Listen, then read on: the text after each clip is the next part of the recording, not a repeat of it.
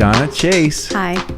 How are you? I'm great. How are you? Great. Donna, you are on deck. Thank you. You're welcome. I've seen everybody else on deck, and now it's my turn. I'm here. We have proverbially saved the best for last. Well, obviously. Right. Actually, I have learned a lot from each one of our employees here, and I really have enjoyed listening to everybody. And, you know, I think it's really interesting how everyone has like a creative twist in their background. I didn't know that before. So that's really interesting and fun. Cool. Well, it all comes down to you, so don't screw it up, okay? DF. Don't fuck it up. DFU. Donna, so many places to begin, but as I like to do, actually, you know, hold on, before I get in it, fuck this, all this formalities. Let's have a drink, okay? I bought this bottle that somebody snuck in and hit some the other day, but I bought this bottle specifically for you because when I said, yes, what would you, if you were going to have a drink on the podcast, what would you like? And you said, Macallan, right? Mm-hmm. And so, very smooth.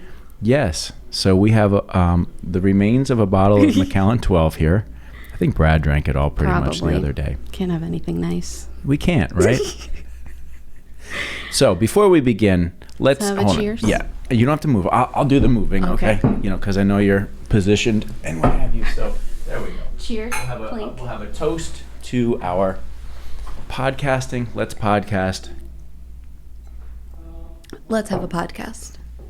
It's delicious, very smooth. Let's have a podcast. Well, we have plenty to get us through. I don't see us pounding that down, but we could finish that. You just never know. It's a sipping kind of drink. Yes. You know, I must say that there is a great sense of relief and enjoyment at the same time for me that we are, this is episode 16 for those watching or listening. You know, this will be posted much later, but today's Good Friday. Mm-hmm. But we are recording this one, and this is the last episode of all of our crew. Yes. And I am happy that it is you in the last and final installment of the first wave. Correct. Right. This was my third time up, actually, but the other two got canceled. So third time's the charm. That's right. We were bumping the schedule around a little bit. And we finally settled in on today, April 2nd, Friday, April 2nd. Good Friday. Yes.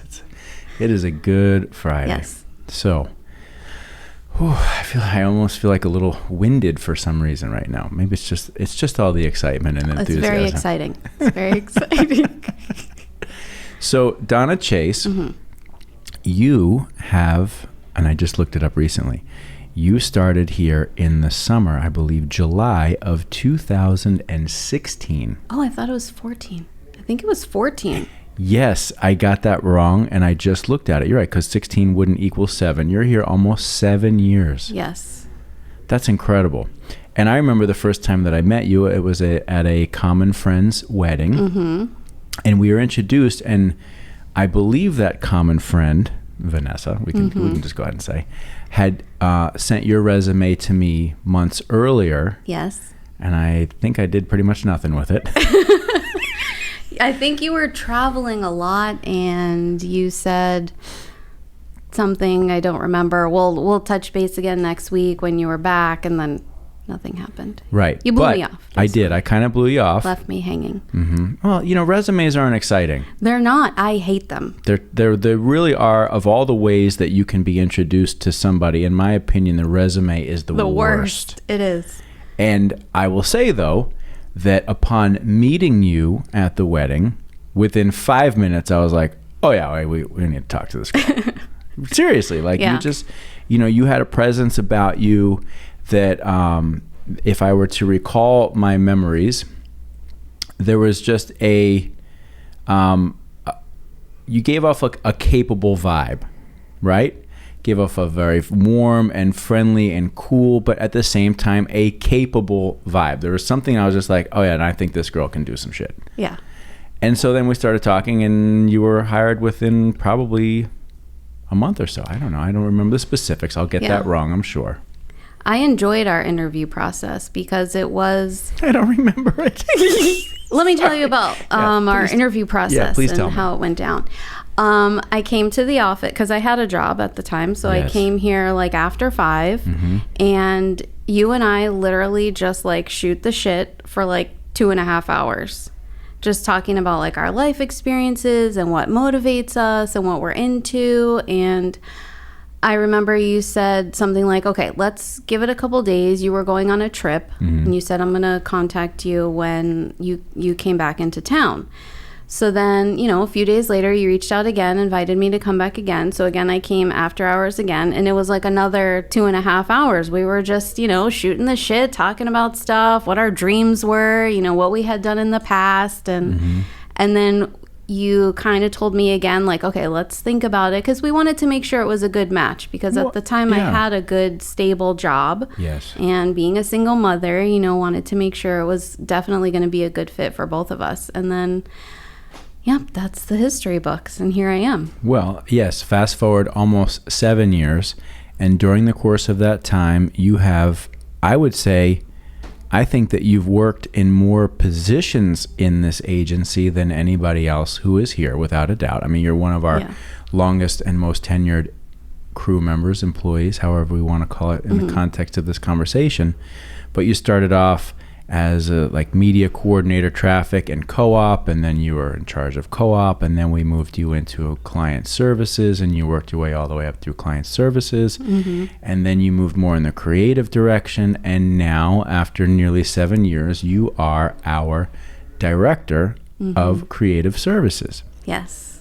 So congratulations on that. That's been a very nice pathway for you, and it's been nice to see you move through all of these opportunities.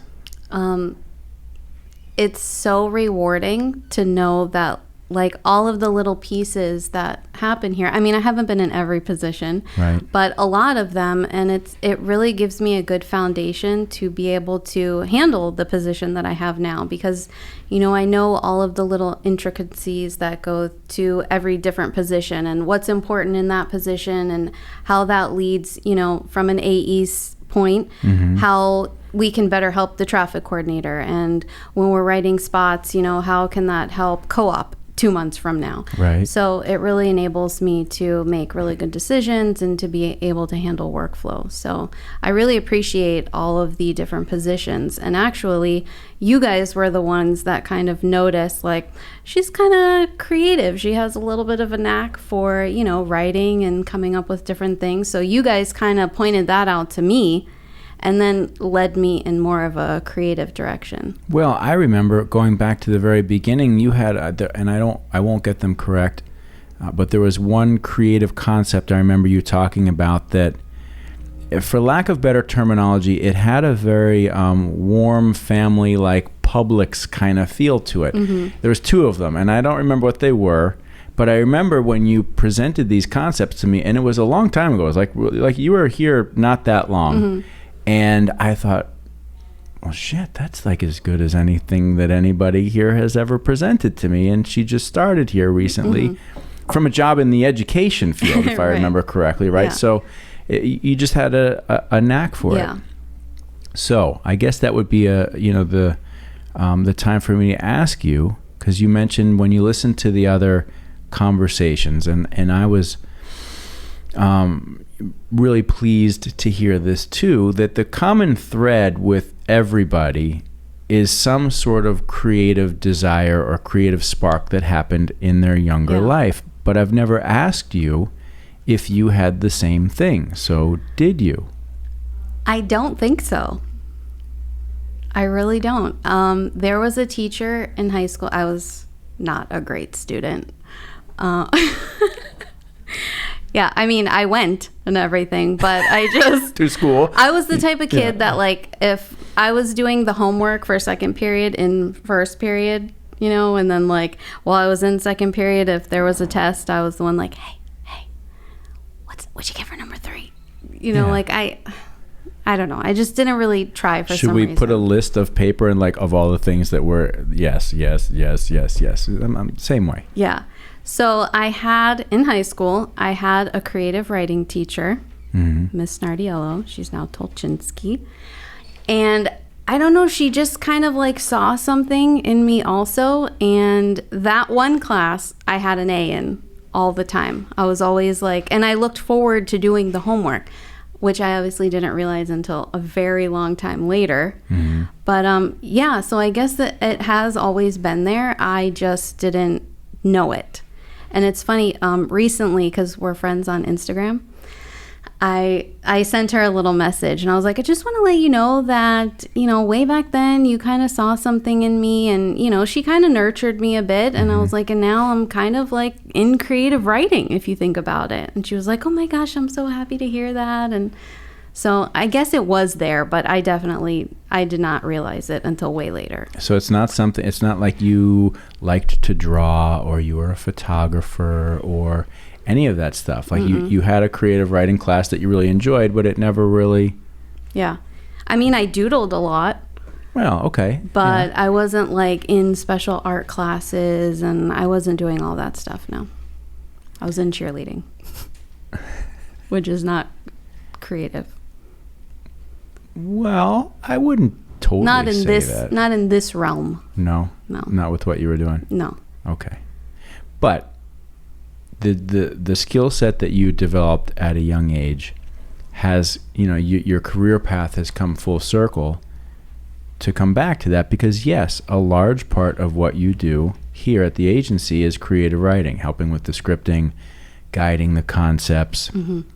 You do a lot more than that, from managing talent, managing workflow, overseeing the creative output of the agency, working with clients, which you've done for years. And always, I mean, I can't think of a single client that I've ever spoken to that worked with you that didn't say the exact same thing. Oh, we love Donna. She's great. We love Donna. She's great. Yeah. What is that? What? I don't know. I connect with people, I think. And I also think that I have one of the funner positions here. Like I get funner. That's from my creative writing class. Did you get that out of the dictionary? Yes. Like the clients come to us, and sometimes they have a little piece of an idea that they want to do. Sometimes they have a big idea that they want to do, and it's just really exciting for me to like get their feedback and connect with them, so I can kind of really like get their vibe and then make it come to life. And then when I present it to them and they're like, oh my God, that's perfect. Like, it's kind of like a high for me. I really enjoy it. And some of our clients, they give me like a pause. Like, I did all this work, and then I present this concept that I think I nailed it. Like this is it. This is what they want. Right. And then I'm like, and silence. We love it. Like, that is the worst pause ever. Like, way to make me freak out. Okay, great. Right. We love it. We love it. But yeah, I love that part of the job. I love all of that stuff. Coming up with the idea, brainstorming, doing random research to try to spark that bit of inspiration. And then when I finally get it, I'm like, I got to write this down. I got to write this down. Nobody talk to me, or I got to write it. And then, presenting it and then getting the reaction it's really rewarding. I love it. It's the best part of what we do. Yes. Without a doubt. And, it's tough when you choose a path, right, that has a large component of people pleasing in it, right? Because, that's a tough balance.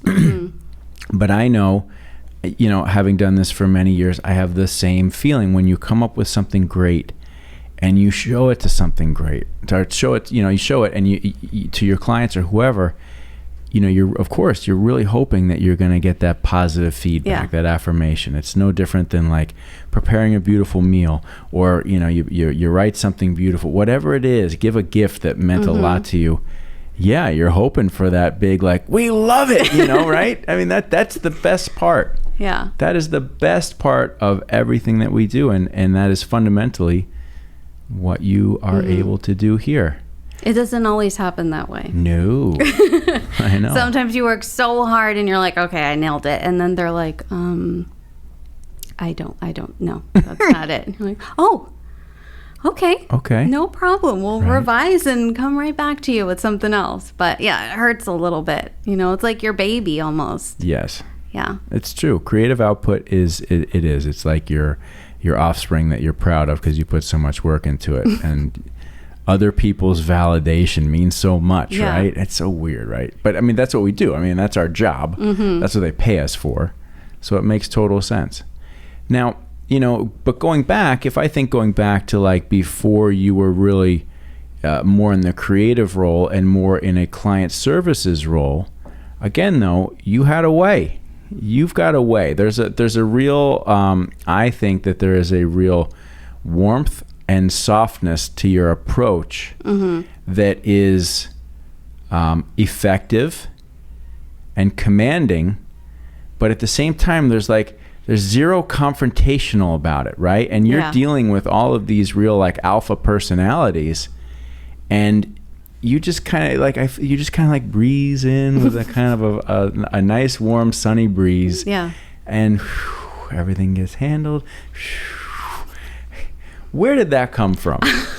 Because is that an accurate? Would you? I mean, I know it's weird to like say, you're describing me perfectly, but I feel like I've known you for a long time, and you kind of cruise in like a nice warm sunny breeze, and you leave, and people are like, "Oh yeah, that felt good." I think part of it is I like being over prepared. So going into any kind of, let's call it a tough situation, or if a client's upset, I know they're upset about something, I like to be over informed. So whatever question they're going to have for me, I already know that was going to be a concern for them. I already did the research. I know the answer. So when that question does come up, I'm prepared, and I know how to accurately answer their question. So when they ask me, I'm not like, well, I don't know. Let me get back to you. That does happen too, obviously. Right. But the more prepared I can be helps me to feel a little more relaxed going into a tough situation. Also, I just like to be human about it. Like a lot of our clients, they're pretty big deals. They're like the top of the food chain at these major dealerships, and they're dealing with so much, so many different things going on at one time. So I just try to keep that in mind. Maybe they're having a bad day for whatever reason, and I just kind of need to keep calm and a cool head about it and help them to manage whatever situation we're in. So I'm not like amping them up even more and getting them more frustrated, just trying to like handle it. This is how we can fix it. Yes, do I have the green light to go ahead and do it? Okay, great. I hope you have a great day. Let me know what else I can do. And yeah, I don't know. It just seems to work. I hope every one of our crew listens to that and takes that to notice, because I think at times for people working in this industry, particularly new to this industry, yes, the personalities at the dealership can be intimidating and a little bit like, oh, I mean, I've felt that myself as well too, as I'm sure you have. Yeah. Because you're dealing with, hard driving alpha personalities who want results now. They're under a tremendous amount of pressure to perform. And I think, where you're really successful is you're not bringing more pressure to the situation. It's almost like you're diffusing pressure. Correct. You're somehow like taking the pressure out of the situation. So, you talk about preparation and you talk about, this approach. Was that something that you learned, were taught, or is it just inherently you? I mean, I think, like we were saying, going through all of the different positions that I've been in here at the agency has allowed me to have an open mind and the thought process to go through all of those different things. So if I'm calling a client about a TV spot that ran in February, if they have co-op, they might ask me about co-op. So I'm going to go ahead and do the little extra legwork ahead of time and talk to Dorinda and see how their co-op account is and if everything got approved properly in February. So if that does come up, I know how to answer the question already. So I think it's maybe a combination of me working in all the different positions and, just being prepared, really. Okay. But let's take it further than that, okay? Even deeper than that. Let's go even deeper than that. Okay. Because I know you grew up around your father's business. Yes. Right? So why don't you tell us a little bit about that? That was also a very tough field. Right. He was a contractor, so he had his own construction company, very obviously male-oriented company and industry. And growing up, I always thought, I was going to work there when I was older and eventually take over when he retired. And I did do that for a little while. I think I was 18. I went in there, and all men, very tough, very, very tough men. Right. And this was kind of like my first professional position, and I guess I had in mind that because it was my dad, it's my dad, I'm going to go in at 10 and leave early. No. That's not how it went. He expected, obviously, as dads do, over and above, expectations. Like if everyone else gets there at 8, you need to be there at 7:30. If everyone else leaves at 5, you're leaving at 6, So that was quite the adjustment for 18-year-old me. And then I would call my mom crying in the car. Dad's so mean. You'll never believe what he did to me. And then also it being, heavily male. So one of my first major jobs, my dad put me in charge of OSHA, which is like... Ooh, sexy topic. Right. So I went all out with this, So I put together PowerPoint presentations. I had handouts in English and Spanish because some of them didn't speak English. Okay. I had cookies and coffee. So my dad came in one day and was like, what is this? I was like, we're having a meeting. We're having an OSHA meeting with all the guys. They're coming in after work today. And he was like, oh, God. A lot of them don't speak English. I was like, I have Spanish handouts for those guys. And he was like, oh, God, I don't know what's going on here. But, he let me do my thing. But ultimately... How did that meeting go? Do you remember? The problem was, he had these business partners my whole life. So even though I was 18, 19, 20, they saw me as, the 10-year-old. Right. Little Donna. That's what they called me. So they came in and it was more like oh, look how cute. Look what she did there. Oh, she has cookies for us. And I felt like I wasn't really being taken seriously. And I tried hard, to be a professional, and I didn't like it. Yeah, how did it feel? I mean... It wasn't me. And I wanted it to be me, because like I said, my whole life, that's where I thought I was going. And it didn't feel right. And that was probably one of the hardest conversations because I had to tell him, like, I don't want to do this. Yeah. Did he have hopes that you were going to follow in the footsteps? Yeah. He was training me. I was like his apprentice. Right. Most of his duties at that time, he did all of the proposals and the estimates, for the jobs that they had coming up. So he spent most of his day at that time in his career reading blueprints and, going through these stacks of blueprints for these, they did a lot of like these beautiful high-rise buildings in Fort Lauderdale and Miami, going through page by page and picking out all the pieces that would be for him and then putting together the job proposal, which is a very important part of the job. If you screw that up, yeah, you got problems. You got big problems. So, that's what I was trying to do, and I learned a lot working with him, but it just didn't feel right. I don't know. So, 2 questions along the same line, which is, and the line being, a young woman in a very tough masculine environment, combined with being daughter of the owner, right? How did you find it, or how did you navigate your way through what I would imagine would be some pretty, primitive masculine attitudes, right, and behavior, and at the same time that you're the owner's daughter thing? That's some people would think, oh, what a blessing, is so easy, and yes, it is a blessing, but that's not an easy situation to find yourself in. So, what were some of what were the emotions like going through that, when you're 18, 19, 20 years old? A lot of it was, like I said, this was like my first major job.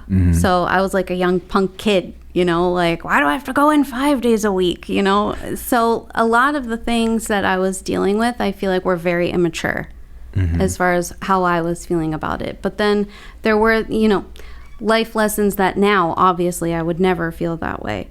But a lot of like the male dominant thing was difficult for me because this was, I don't want to say my age, but, a little bit of time ago.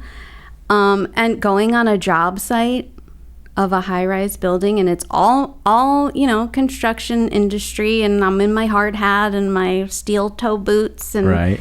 it was not the career I guess I imagined myself having. Even though I knew I was going into that area, that's not how I pictured it, I guess. So it was hard. Was it scary? Was it intimidating? Oh yeah. Yeah? Oh yeah, it was scary. Being on a job site itself is scary. It's very dangerous. Right. There's a lot of stuff going on. So, yeah, you had that plus, being so young and immature and just trying to have a presence that people needed to listen to me. And I was little Donna, Right. So trying to build that up was challenging. Mm-hmm. You've got a great sense of humor. Mm-hmm. So did some of that come from just being in that environment? Like, No. No. I was very serious. I'm telling you, my dad was tough. Right. He was very tough on me. I often wonder like what it would be like now that I'm an adult and not quite as immature. Right. What it would be like working with him. But he basically had to teach me how to be a good employee. And, I was in college still and hanging out with my friends. And, I didn't want to go to work from 7:30 to 6 every day. Right. I didn't want to do that. So, there was not a lot of joking around. Maybe later at home. Right. We would talk. But at work, it was very professional. Can you remember, are there any specific moments that you remember where your dad, was able to give you a piece of advice or critique you on something that those messages still resonate with you today? Oh yeah. One of them is measure twice, cut once, which wasn't actually advice to like get something done physically. Right. It was more of the make sure you're very thorough the first time, so you only have to do it once. Mm-hmm. Because if you screw it up, you're going to have to do it again and again and again. Another very important lesson was, I guess we could call it a lesson in communication.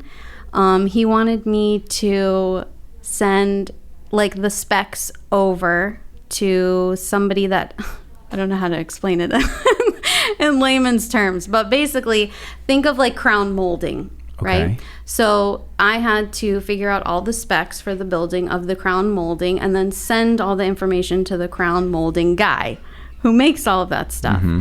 And I did it, and obviously everything I did, I showed him first. And he was like, it's not thorough enough. He's not going to be able to figure out what you need from this. I fought him on it. I'm like, what do you mean? I have all the information right here and you can see here and I have a legend and I have a table of contents. It's perfect. And he was like, okay, send it. It was like 98 phone calls because this was, again, not to age myself, but a little bit ago, like 98 phone calls later. Because anytime the guy got to something, he had to call me and ask a question. And that was a humorous day for my dad. Right. Anytime the phone rang, he was like, "Oh, wonder who that is." Oh, it's the guy who you didn't give all the proper information to. Oh, hey, Bob. Didn't Hi. see this coming. We're still on page 1. Okay. Yeah. Item number 2. Got it. And like, yeah. So that was a big lesson about communication and, making sure just because you maybe understand what you're saying doesn't necessarily mean it's easy for other people to look at it and understand. So I think I do that here a lot. We have so many clients, and a lot of times maybe I want to run in your office and say, you know that script? What script? We got 80 scripts going on. So right. I like to always start with like, okay, Suburban, remember for March, right. And we're doing this, and we're on script number 3. And like that way it kind of gives you a reference point like, okay, what are we talking about? Go. Yeah. Well, I mean, that type of, there's intuitive communication, which happens a little bit more when you're in a free flowing conversation. Mm-hmm. But then, you can't just come kind of bursting in out of nowhere and be like, oh my God, that's thing, you know what I'm talking about? And you're like, no idea what you're talking about. Could you please just back it up to the beginning a little bit, right? So, Dad taught you a lot of meaningful lessons during this period of time.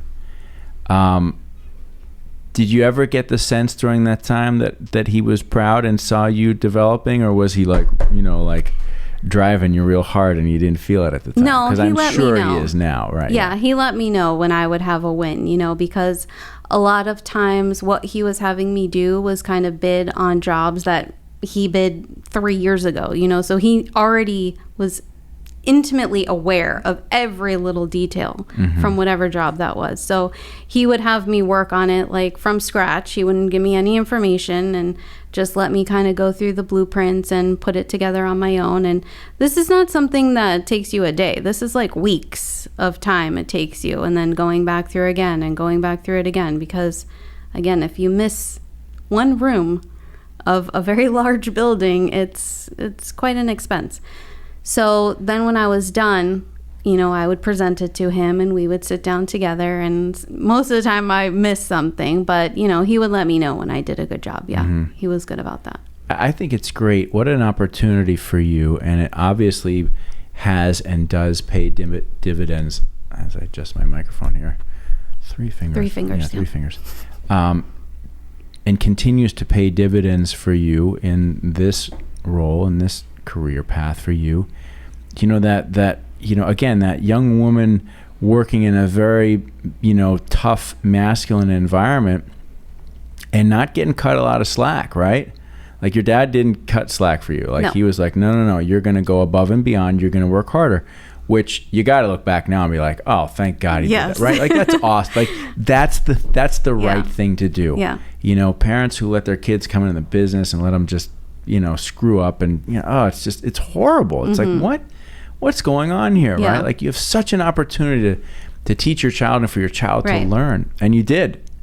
Yeah. And I can't imagine, we live in a world where we're still trying to balance out gender roles and, let's call it, gender equality or inequality in the workplace, and how do women succeed more? And I think that this experience for you gave you a real leg up, because for sure you had to battle it out young. And that's awesome, and here you are now a couple years later, just like 3 just like 3 years later, and succeeding as a result of that foundational. And I've met your dad, and he's a great guy, and I know he's very proud and supportive of you.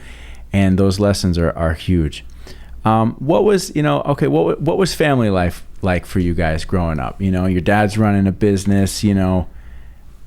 When I was pretty young, so he was just starting the business. So during the day, he was like out on the job site working in the heat, all day long. And then I remember my mom would kind of like get us ready, like, Dad's coming home, which was like dinner time, so then he would come home and we had dinner together every night and talked about our day and all that good stuff, and then clean up dinner, kind of have like a little bit of TV time, family time, and then he would be at the table all night till I went to bed. I don't know how long he was up, but reading the blueprints and putting the proposals together and all that stuff. So it was pretty around the clock for him in the very beginning. And then, as their company grew and they got bigger, he was able to go out to the job site less and less. And then he was able to spend more and more time in the office. So it wasn't as, he wasn't being killed in the heat all day long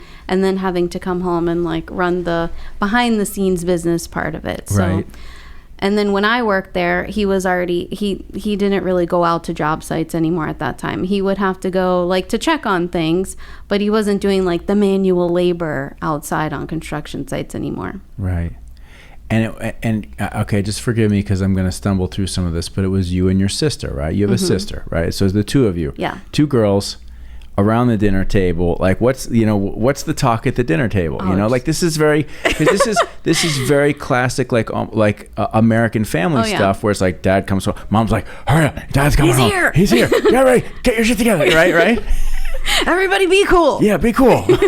Dad's home, right? Yeah.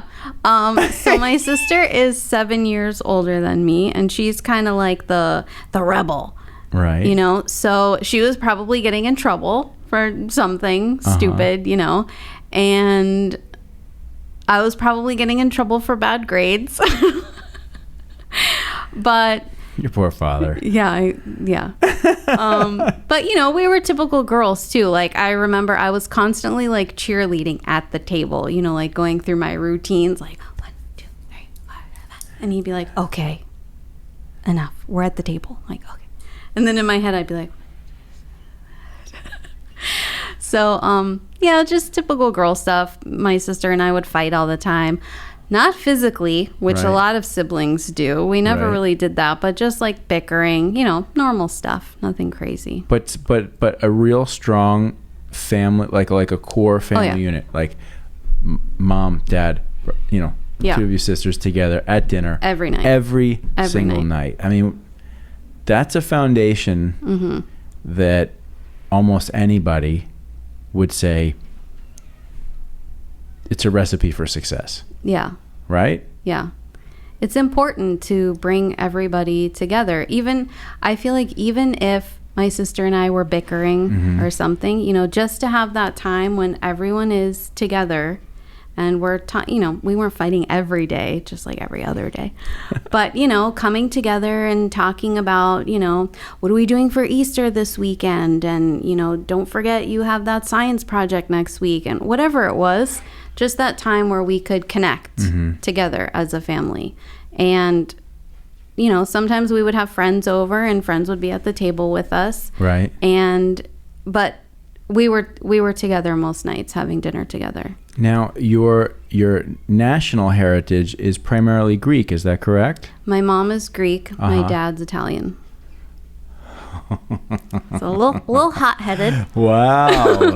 Very Mediterranean of you guys, right? Yes. Now, were there particular cultures that came, from either side that were incorporated into your routine that still stick to this day, or, Nothing crazy, I don't think, because my parents... Greeks and Romans. Yeah. My parents were like second generation here. Okay. So, I think family dinner is important on both sides. And my dad... So what's funny, my mom was Greek, but my dad's business partners were also Greek, like first generation here. Okay.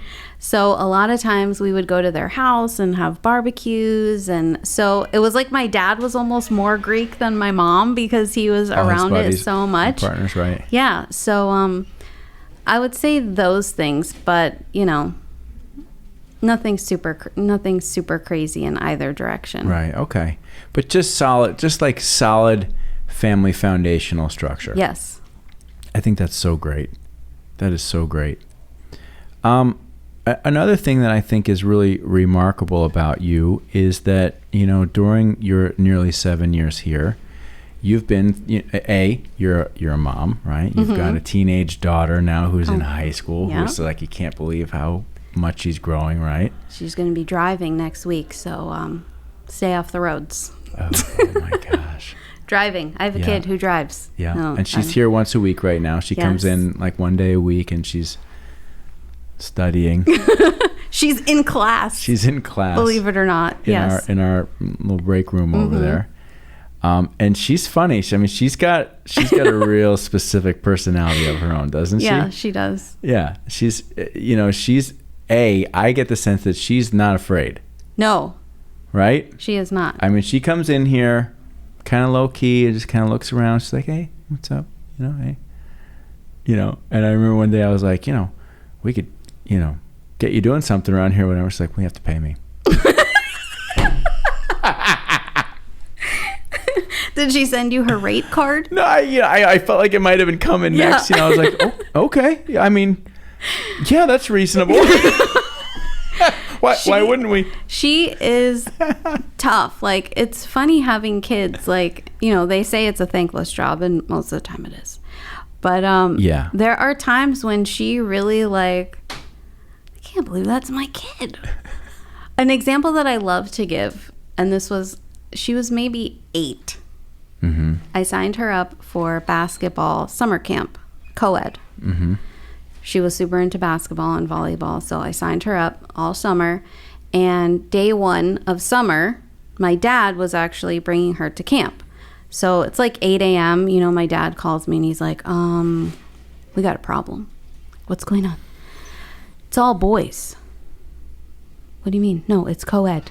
Like, no, there's only boys here. There's a gym full of like 50 or 60 boys, like from 5th grade to 8th grade. I'm like, well, maybe you just have the wrong location. The girls have to be somewhere else. He's like, no, I asked the coach. That's it. She's the only girl.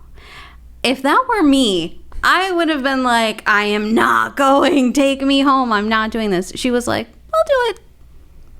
The kid went to basketball camp all summer with boys, twice as big as her.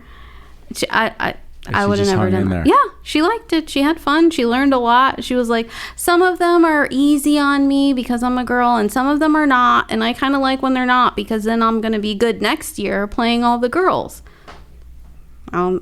She didn't get that from me, that's for sure. Yes, she did. No, I would have been out of there day 1. Well, no, but you hung tough with a whole crew of freaking rough and tough construction guys. You don't realize it, but you did basically the same thing, just in a different environment. She's getting a similar experience, or had gotten a similar experience to what you had. She's a tough cookie. Yeah, well, the apple doesn't fall far from the tree, right? Yeah. Well, I think it's been remarkable that you've been able to, always stay focused and do a great job here, having been through some situations, let's call it that, right? Mm-hmm. You've held a lot together, which I think says a lot about you and your focus and what type of person you are. Mm-hmm. I know you to be a very sort of particular, and it's sometimes odd person in a very similar way to myself, mm-hmm. in the sense that, for example, is there anything out of place right now? Like right now, as you're sitting here right now, is there anything that you're looking around and you're like, is there something bothering you right now? Like, what if you were to look at this table right now, is there anything that's bothering you? The thing is, Greg stacked these photos up, which everyone can't see. He stacked them right there. It's in a very neat pile, but that's not how I've been stacking them up. You've been placing them vertically. Correct. Like on end. Yeah. Not that there's a difference, but it's, keeps catching my eye. I wouldn't have done it like that. Which means it's wrong. Basically, what I'm getting at is he did it wrong.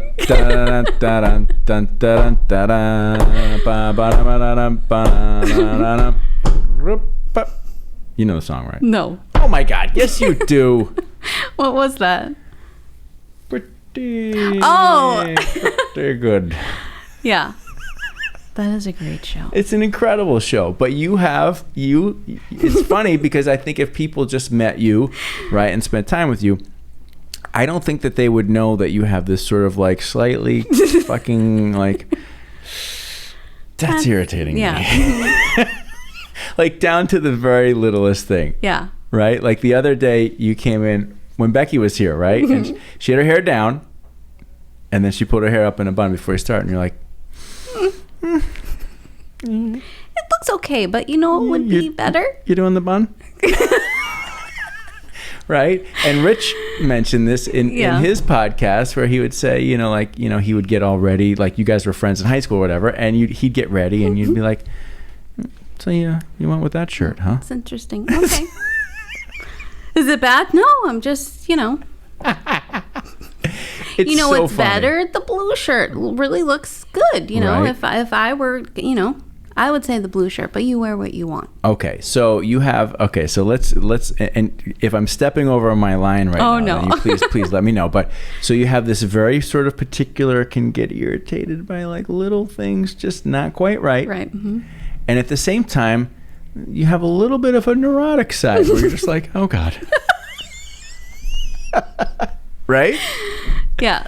Okay, where does this come from? Like, That's my dad for sure. 100%. He's the exact same way. the neurotic or both? Oh, yeah. Both. Both. Yeah, he's the exact same way. If he were sitting here right now the whole time, he'd be like, as he's talking, just very casually, like straightening this out and making sure that's straight and this is straight. Yeah, so it definitely comes from him. Ari likes this one example when I'm yelling at her. Right. I'll walk in her room and her room is always clean. Always. And there will be like a scrunchie or something, like on the edge of her TV stand. I'm like, what is this? Your room is trashed. What's going on in here? And she's like, it's a scrunchie. Relax. Right. She's like, everything else is fine. And I'm like, it doesn't go there. Okay, so, but what is it? What is it about weirdos like us that you can't all right, so I immediately thought of my mom. My mom recently, in like the last 5-10 years, she just like routinely will say like, I just can't function in this chaos. Like, there's no chaos going on, right? Maybe there's like a couple extra people around, or like, there's a few things happening. Yeah. It's clearly not chaos, but I totally relate to it. And I know that you do too. It's like, what is it with us that's just like I can't begin working on anything if shit's unorganized and not right. Mm-mm. I have to clean the kitchen before I cook. Like, I can't have like dishes in the sink. Oh God. What is this? What kind of filth is that? You're right. I got to clean everything first, and now I can mess it up. Right. Same with work. Like, my desk has to be clean. I can't have all kinds of random things going on. Mm-mm. I'm just going to be like, where does that go? I don't know. It has to be in order. I feel like right now our conference room it's been a year. For a year, our boardroom, this used to be the conference room, technically, according to the terminology in our office, but the boardroom, keeping you up at night. It's not keeping me up at night, but I just it's like I've had never-ending projects going on over the last year as we went into COVID and everybody went home, and then I was like, well, what the fuck am I going to do with all this space? And we worked on this project and all that stuff, and we got piles of new sweatshirts and bags and hats and all this stuff that needs. I'm like, this April, just so you know, shit's got to go. Okay, that room needs. By the time we go into May, this place has to be like, we got to be done with these projects because I've been a year at it, and I'm like, okay, Chris, like, what's going on with you that you're letting this go? The sweatshirts also aren't, piled neatly. No, it's all just like a big pile that kind of bothers me. I know. Yeah. What are we gonna do? It's being weird. It's what we have to deal with. Do you find though that like meticulousness? I mean, I couldn't be any other way. I wouldn't want to be any other way, right? Like, so how is it a plus? How's it a plus? Because there's certain people that just don't give a shit and look at people like us and they're like, what? Okay, Mr. Uptight, right? Yeah. Well, okay, another funny lesson in life learned. Not my dad, because he's the same way. At the job that I had before working here, I worked at the Nova Medical School. So a lot of my bosses at the time were professors, but they were like retired doctors. And this one was actually a doctor and a lawyer.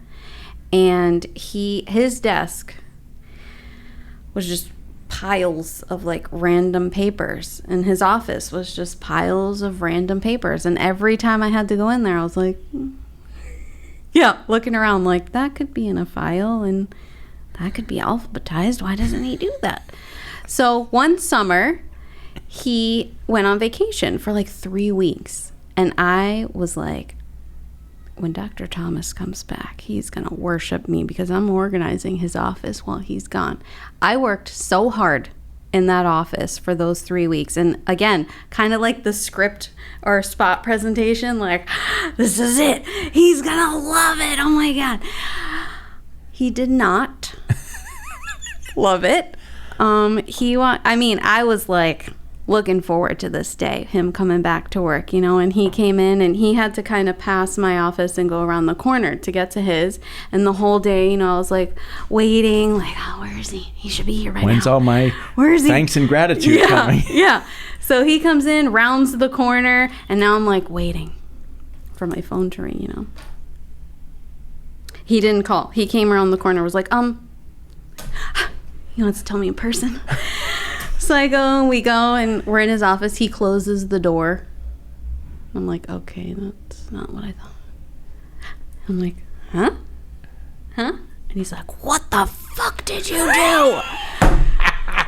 And I was like, what do you mean? I organized everything. Don't you love it? And he was like, no, I don't love it. That's how I work. I'm like, what? Like, people can work like this? They really can. He knew exactly where every sheet of paper in his office was located.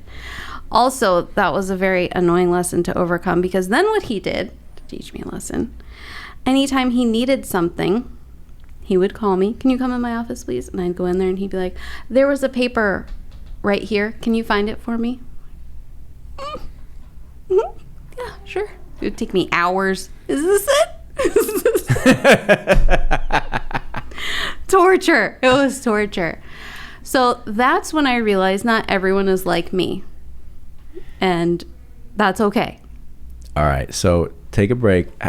You've not stopped to have some of your cheers adult beverage. Oh. Cheers. Mm-hmm. I'm going to share a very similar story with you that I think you will find equally as funny. I'm getting such a tickle out of this because the whole time I'm seeing you doing this and I'm remembering myself doing the same thing. So I hope you were punished as much as I was. Well, you can determine. I'll tell you the story. So, as you know, almost 15 years ago, my dad and I partnered up and we bought Trout Advertising. Mm-hmm. Trout Advertising. T-R-A-U-T. Charlie Trout was the owner. And Charlie was an old school New York guy who, through hard work, grit, and determination, ran a retail automotive advertising agency here in Fort Lauderdale for 25 years. And, I'd met him over the years, and, we began discussions about, us possibly buying the agency, which, that's another story. But the point is that he was in, and I've explained this to a lot of you, you go down Andrews over on, not Oakland Park, but Prospect, one-story brick building.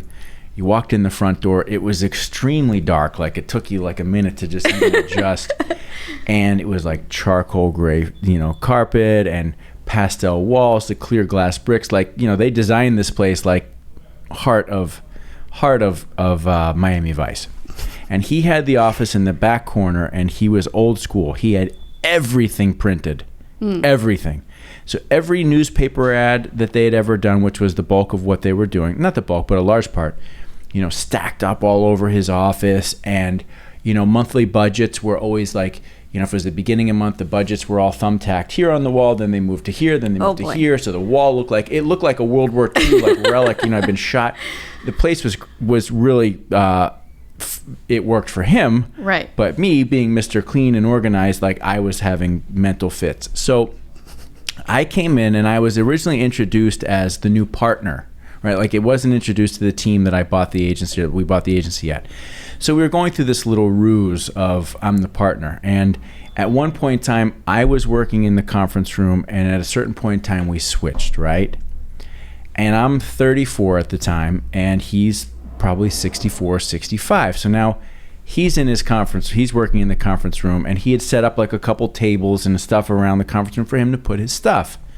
Well, of course, I was in there every weekend, like literally, throwing out relics from the last 20 years. Wait, so he left all the papers and everything on the walls? Everything was there. Every mount of every print had a room stacked to the ceiling with old Apple computers, the tan ones. Like, the place was just jam-packed with everything from the entire time. And looking back now, I would have done it differently. I would have waited until we completed the transition and he was gone before I started literally ridding the place of his life's work, right?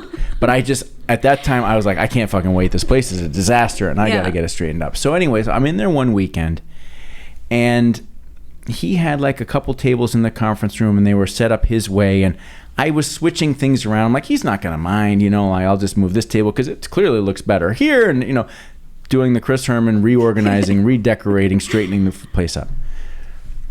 So I come in on Monday morning, and I'm sort of like, I'm feeling proud of my work, right? Yeah. Same as you. He walks in. I'm in the office now, and my door opens up, and I can see into the conference room. And he walks in. And he's like, the first thing, who the fuck moved my fucking table? That's how it started. And you're like, yeah, who did that? I'm like, oh, he doesn't like what I did, Boy. And he was pissed. He was super pissed. I'm thinking it's like I've made this great improvement, and he's super pissed. And he had every right to be. It's like, he's, even though he sold the agency and it was like, an active decision and the right decision for he and his family, for him, this was like letting go of his life's work and turning it over to somebody. And for me to be jacking around with his table or this or that, I just didn't know any better at the time, right? Like I was just thinking about myself and what I wanted, and not what does this mean to him? Because clearly he works differently than me. But oh my God, I was like, oh fuck. Oh my God. What did I do? And I mean, all day he was so pissed. And I look back on now, I would be, I'd be the same way. That's a very, and so just like your situation, the same thing, we think we have this way. It's like, this is the way to do it. Right. Not everybody functions that way. It's our way to do it. Right. Yeah. Exactly. And that's the thing that I'm sure you've learned a lot over time, as I have. Not everybody works the same way. People achieve success or common goals or common outcomes through different pathways, right? It's difficult for me with parenting, because a lot of times I catch myself, like trying to shove my ways down Ariana's throat, because I know that's the way to success. And sometimes, it's the same for her, but other times, she's got her own way of doing things. And I think that has helped me realize that more, other than Dr. Thomas. Like you just kind of got to let people do their own thing to be successful. And as much as I want her to be a little clone, so, I can guide her better, because I've done the same thing. And when I did it this way, it didn't work, but I did it that way and it did work. I just have to let her figure those things out on her own. But is it that you want her to be a clone, or is it that you just want her to respond positively and actively to your guidance, right? Or do you really do you want her to be I don't want her to be a clone, but it's like, my way is the right way. Just like the scrunchie doesn't go there, it goes in the scrunchie compartment in the bathroom. Maybe she doesn't want to have a scrunchie. I got the perfect container for it. Right. But maybe she doesn't want, maybe she wants her scrunchies on the doorknob. Right. That would drive me nuts, but maybe, that's what she likes. So it's just kind of knowing my way isn't always the right way for her. Maybe it is for me, but maybe things will work differently for her. Okay, so let's flip this, okay, and let's cast each other in a negative light, right? What is this sort of obsessive perfectionism control indicate about our personalities? That we're crazy. No, I think it's just, just like those people operate in some sort of chaos, we just operate better when things are orderly. And also, I don't like when things get too out of hand. Like, let's say cleaning the house, for example. If I walk, not that this would ever happen, because I would be too neurotic to let it get that way, but let's just say I walked into the house and it's like a complete disaster. Like, I almost feel like overstimulated and I don't know where to start. Where if it's just maybe one cup was left out or little things here and there, I can quickly, swarm around the house and clean up really quickly, and then everything's like orderly again. It's not like I don't know where to start. Right. I find for me, I define it as beauty. I find a particular beauty in any environment that is well thought out, well laid out, well organized, and you can see that there has been a thoughtful attention to detail to everything that has happened in that area. I find that to be very beautiful and calming.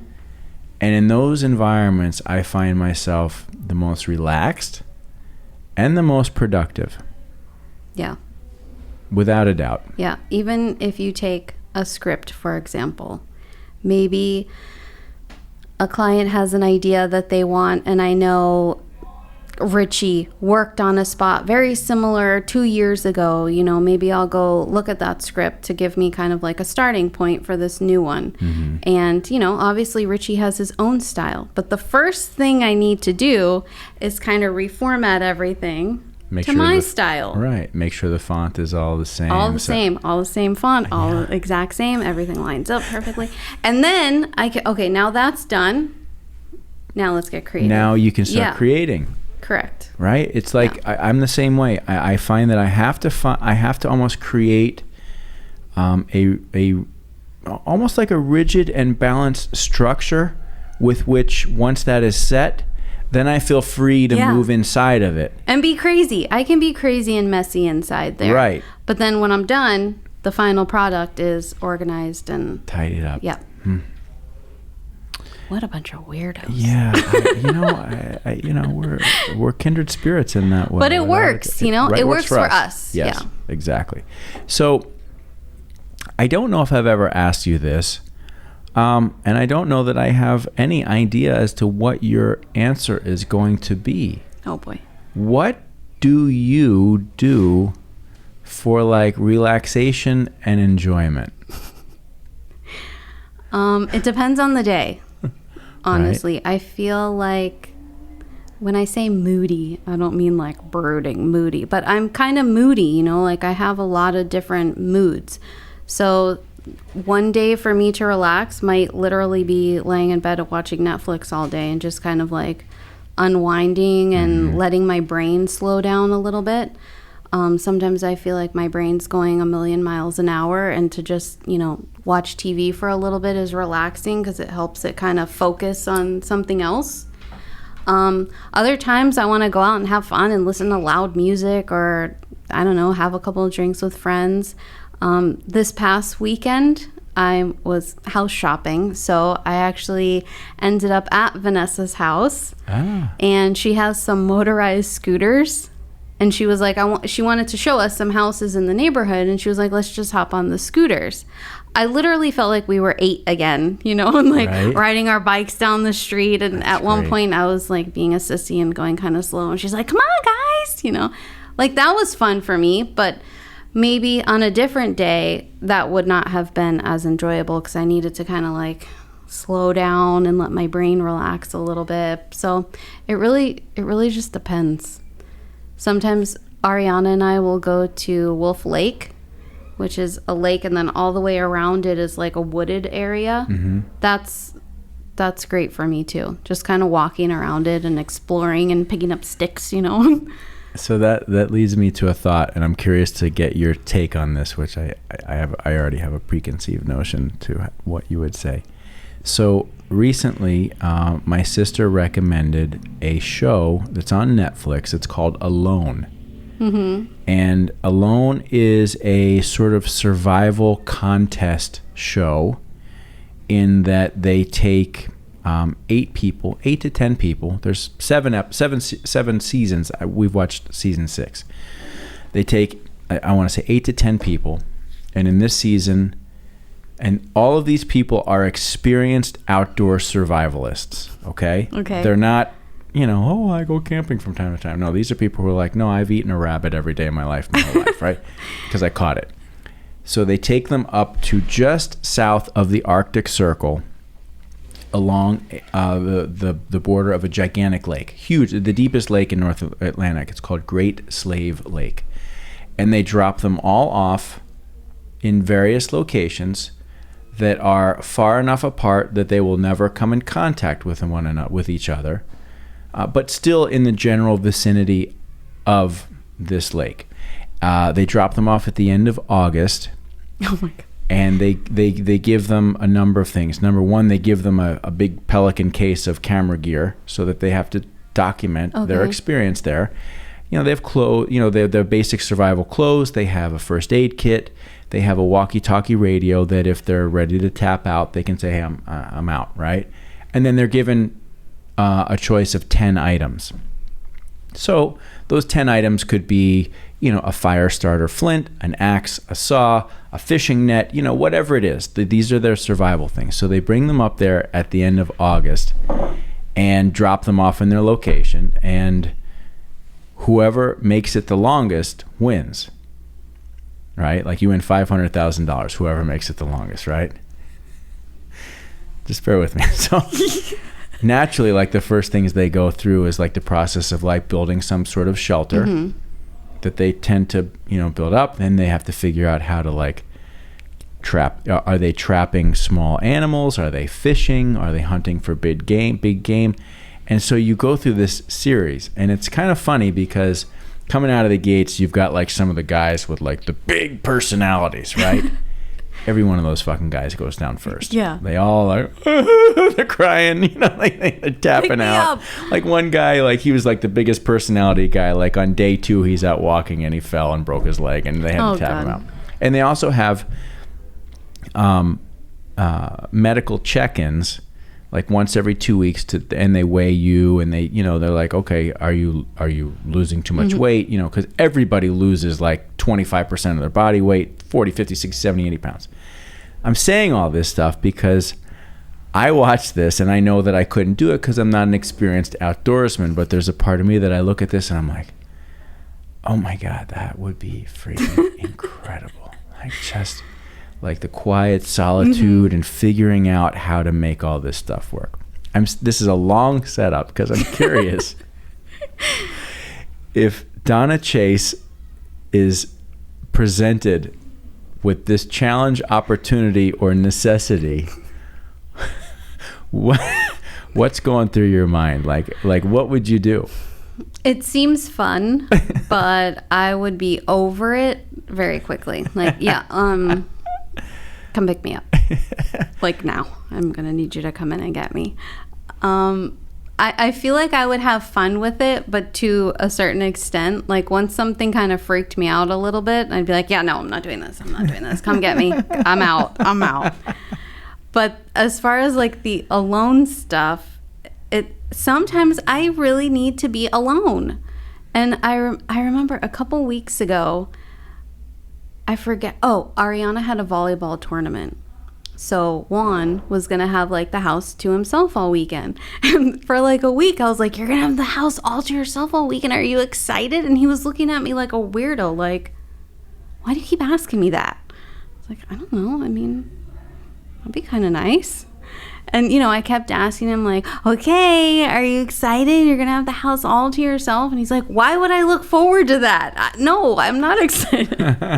You know, in my head, I was like, man, that'd be nice to just not have to talk and unwind. Right. Watch TV. I don't know. My wife's the same way, but she and I are more on the same plane on that. You know, for example, like when I leave for business trips, I know every time there's a part of her that's just like, oh, you're so fucking lucky, you know, like now in her mind, you know, it's getting away, it's seeing a new place, it's having time to myself, which it is all of those, but business trips for me are also, it's that combined with a higher level of stress because there's sort of, you know, not sort of, there is this without a doubt, you've got to perform, I got to have stuff ready, presentations have to be made, you're on. You know, you have flights and you got to check into the hotel and like coordinating. That comes secondhand to me, but it's a performance. When you are on a business trip, from the minute you get there until the minute you are done with your clients, it's a performance, and that performance could be meetings throughout the day, it could be dinners at night, it could be early mornings, late nights, it could be any number of those things, and you have to be on all the time. And so while yes, I totally enjoy the getaway, it's always balanced out with like this feeling of like, no, you know, this is work, right? Yeah. But I get it, and so what you're saying is it rings home true. It's just like each one of us and you, it's like that quiet time where that's really fundamentally important to me in terms of being able to do everything that we do here or in life, you know, without that quiet, refreshing time. It's like a reset. You know, you're dealing with a lot of high tension sometimes at work, and you have to be able to answer questions, you know, and find solutions and be creative and write a script. You know, sometimes a client calls in the morning and they want something super creative in the afternoon. It's like, okay, well, let me see what I can do, you know. So then you go home and then it's like in mom mode. What's for dinner? Don't forget I have this project. Oh, did I tell you? Of course, it's always last minute, you know. I have to bring in 600 Publix bags to school tomorrow. Sometimes I just can't, like, I want to not talk. I want to not have to answer questions. What's for dinner? I don't know. I don't know sometimes. Cereal? I think there's cereal in there. Maybe milk. You're lucky if there's cereal and milk. Yeah, have at it. Right. So having that alone time just kind of allows your brain to, like, slow down and reset. And then it's like, okay, I'm ready to go again. So, okay, so I'm gonna flip the script.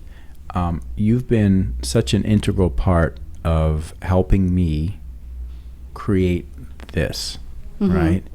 And not everybody would realize, but that each one of these episodes, I mean, you really, we all watch them, but you have to you watch them, and then you have to really watch them because you're crafting the copy points for the promotional materials for each episode. So you've really watched everyone. You've experienced this. You've seen. You've listened to everybody. Okay, so it's really two questions or statements. Number one, what has provided you like the most like enjoyment through listening to them? And maybe that's not the right question. You know, is there something that you've been able to take from these, right?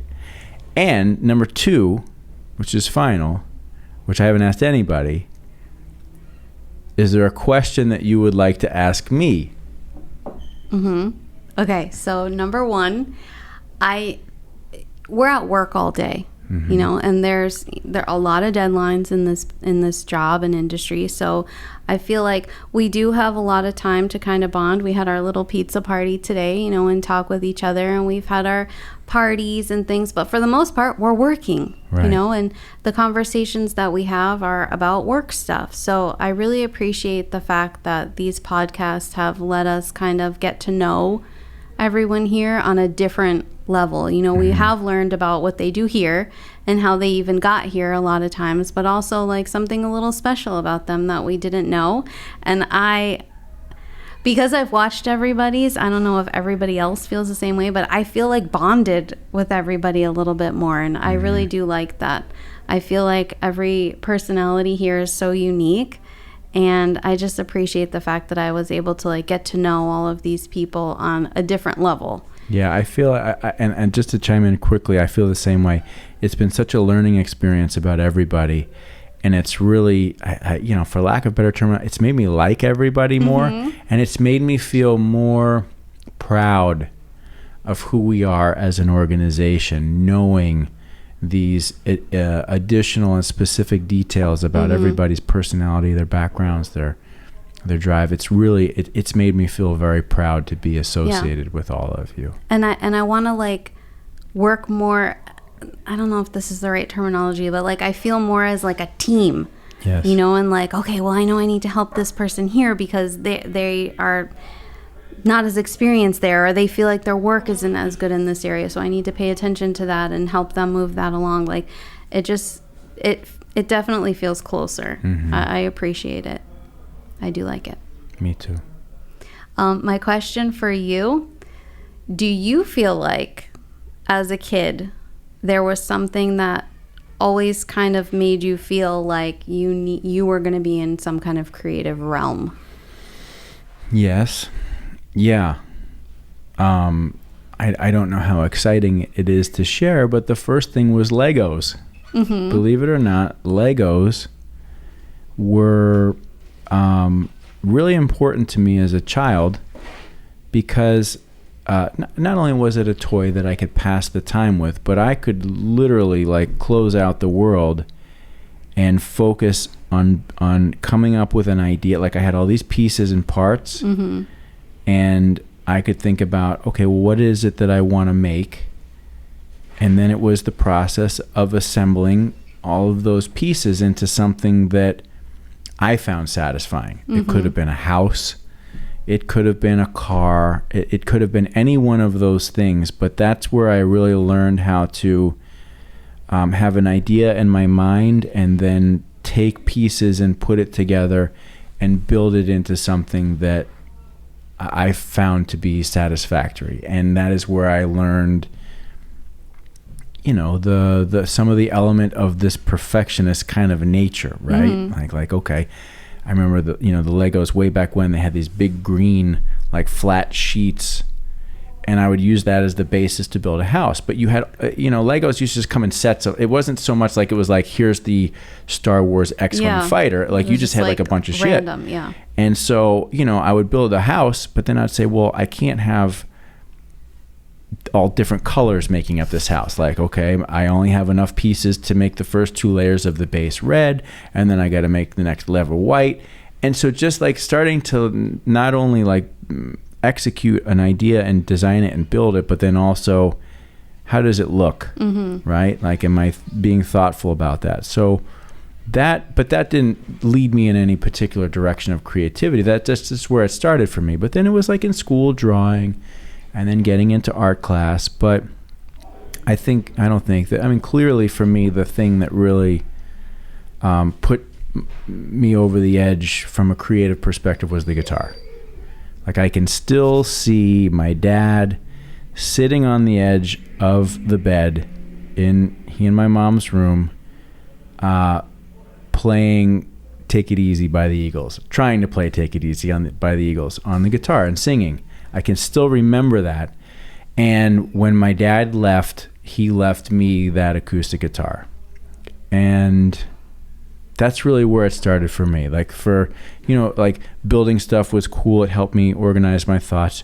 Drawing was something that I was okay at and I enjoyed, and painting a little bit. But guitar and music is really where that was the thing that really sparked my true creativity, because then it started to incorporate songwriting and music and melody and words. And that's really when I began to, as I moved through high school and into college, feel like this is something that I need to figure out a way to apply. And so in college, I played guitar in a band, and I satisfied that need and desire. So wait, hold on. Were you at this time, were you thinking like, I'm going to start a band? Like, that's what you were going to do? I had a couple friends in high school. We were all into this, to like punk rock and hardcore music. And so I got into this particular very underground style of music, and we would go into New York City and see all these bands. And so, I had a friend who played drums, and I would go over his house and we would play. And so that's where it began. But it wasn't until I got into college that I really thought like, I want to be in a band. And I don't remember how it happened. Like a few variations on the theme, if you will, until we finally got, my band together. But that's where it all clicked for me. Mm-hmm. And it was a combination of everything that leads to what we were talking about earlier, which is that creativity and performance tied all into one, where you're hoping to get some sort of reaction, right? First and foremost, you're doing it because you enjoy it. Yeah. But in the band, it was like, okay, we wrote our own music. It was our style. It was our thing. It was expressing ourselves creatively. But for me, that's when I realized getting on a stage and performing in front of people gave me a great sense of accomplishment, and it felt like a very natural space for me to be in.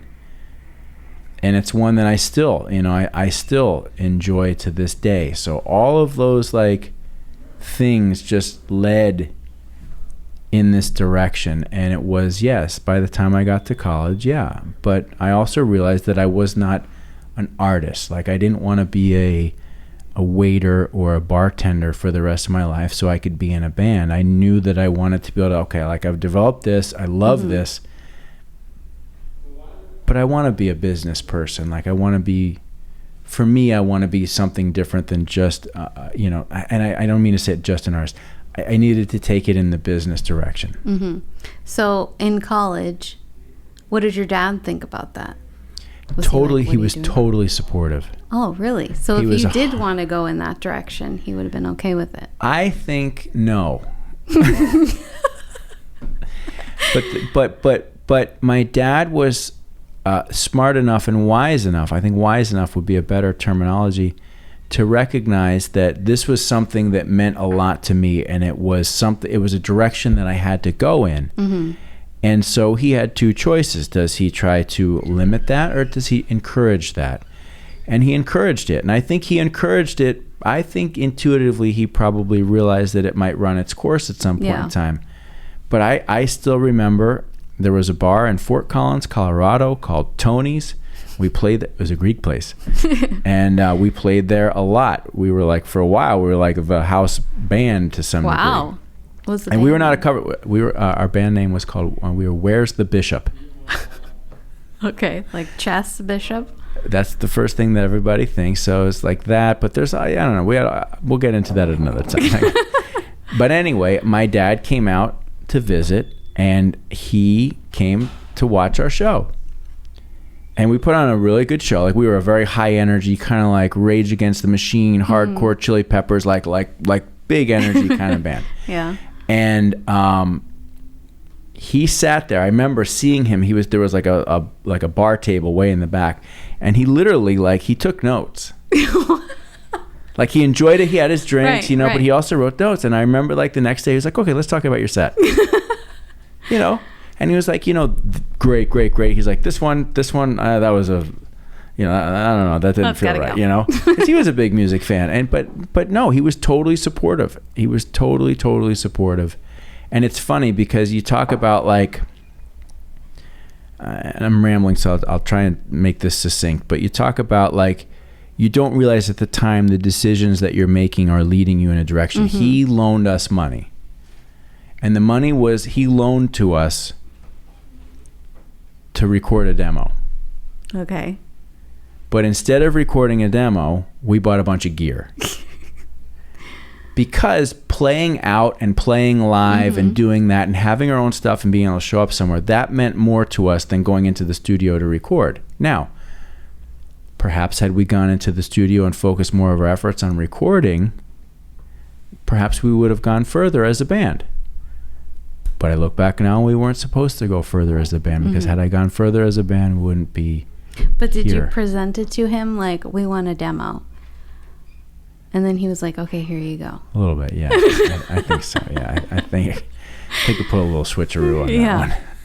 Like, we thought about it, and we bought some more toys. But we yeah. Nevertheless, and it's funny, here's the modern day version of the same things. Like, it's all, every bit of it is here, and a part of who I am and who we are today and who we can still become. Mm-hmm. So it's still there. Oh, built an audio production suite, really, quite frankly, just so that I could find a way to find the time to get back in there and tap into that. Not necessarily as a band. No. Where's the Bishop? Right. But, in a different kind of format. So it's still underlying there. Yeah, it's at the heart of everything. Mm-hmm. Mm-hmm. Apparently with everybody here, creativity. And it's funny, I didn't necessarily know or think that would be the thing that flushes out. Even though at the beginning of the year, everybody, we collectively was like, we're going to place the creative to the forefront, right? Like, that has to be the thing that really differentiates, and it will be. And it turns out through these conversations that is the right thing to do, because that's where everybody's heart is. Yeah, it's cool. Yeah. We're all tied together by the same thing. Some drawing, some Where's the Bishop, some writing, but it's all kind of the same thing. Yes. And it's all on your shoulders to make it happen. No pressure at all. DFIU. Yeah. Pull it together, and don't forget, make it cool. Also, and make it great. Make sure it's cool. Yeah, no pressure. Donna, You're awesome. Thank you. Thank you. I've really enjoyed this conversation. Yes. You did great. I know you've been in anxiety about this for like 3 months now. Behind the camera kind of person, but you're, it's okay. It's funny though. I find that everyone that I have ever met who says I'm a behind the camera kind of person, you put that person in front of the camera and they shine, and you are shining. Oh, because I'm shiny? No. It's in your eyes. I wrote a song about it, and I did a little dance routine. Can I show you? I'm kidding. I would never do that. But yeah, I definitely feel like I'm more behind the camera. I feel more comfortable, let's just say, behind the camera. Maybe it's the whole little, like, what is this? Like, I feel like I have an eye for that should be here, and this should be here, and then it comes together this way, and my element. Okay. Well, my element. I understand that, but I will say, great job. Thank you. You're doing a great job in front. Donna, thank you. It's been a pleasure. Yes. Cheers. Cheers. How come I'm so much further along than you? I'm going to work on that. We're going to wrap it up there. Cheers, Donna. Thank you. Episode Thank you. 16. Yes. In the books. In the books.